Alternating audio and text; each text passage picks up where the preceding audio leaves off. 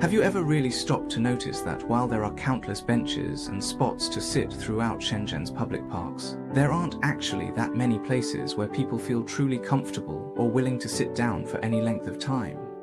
It is quite a curious phenomenon, isn't it?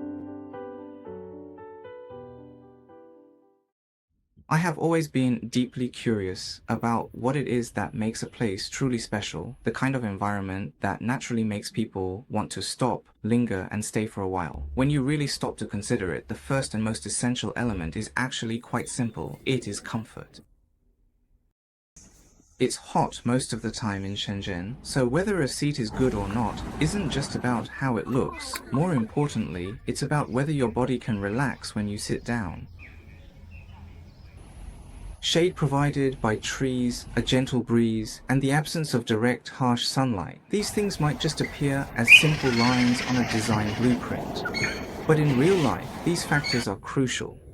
They truly determine whether someone feels comfortable enough to linger and stay here for an extra 10 minutes.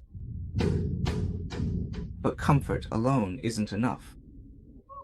Just imagine, if there's a very comfortable chair here, but after you sit down, you're facing a wall, you probably still won't sit for very long.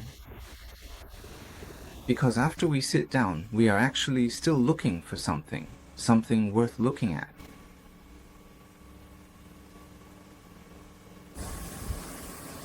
A good resting space often doesn't isolate people from the environment. Instead, it allows you to sit there comfortably and observe everything that is happening in the park.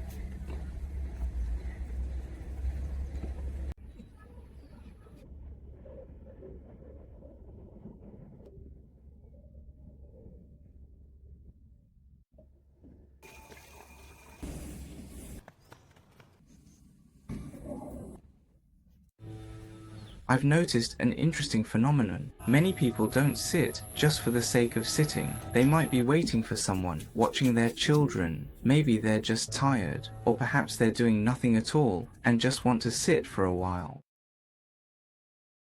So, when you think about it, a truly good public space should really allow you to just sit back and do absolutely nothing at all. There is another detail that I, as a designer, pay special attention to: distance. You will notice that even if some benches are very long, people will naturally leave a bit of space between each other after sitting down.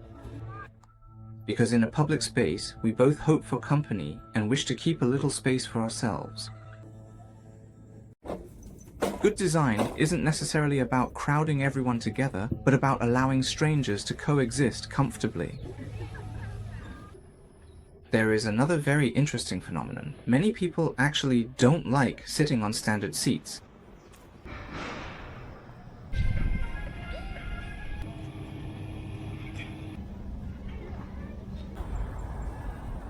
They really enjoy sitting together on the steps, just taking a quiet moment to relax and watch the world go by. You might find yourself sitting on the hard, concrete edge of flower beds, or perhaps resting on the soft, slightly damp grass in the park, or even settling down in a place that really wasn't designed for sitting at all, like a narrow ledge or a rough stone wall, just taking a moment to pause and observe the world moving around you in these quiet, unexpected little corners. Because sometimes what people really need in the midst of their busy lives isn't just a physical chair to sit on, but rather a quiet place where they can simply stop, breathe, and pause for a moment to gather their thoughts and find some peace. When I used to do interior design, we often discussed whether a space looked good. But after coming to the park, I discovered a question that is actually more interesting. Whether a space is truly well designed might not be about whether people take photos there, but whether people are willing to sit there for 10 more minutes. Because once someone stops, that is when life truly begins to happen in this space.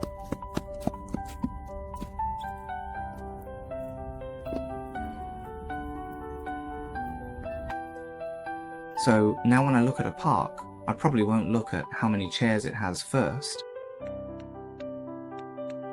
I am going to take a look at exactly where people are actually willing to stop.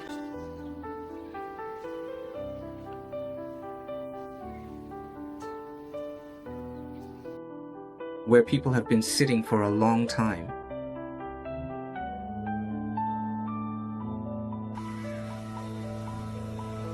Where people, once seated, seem to have nothing they need to do.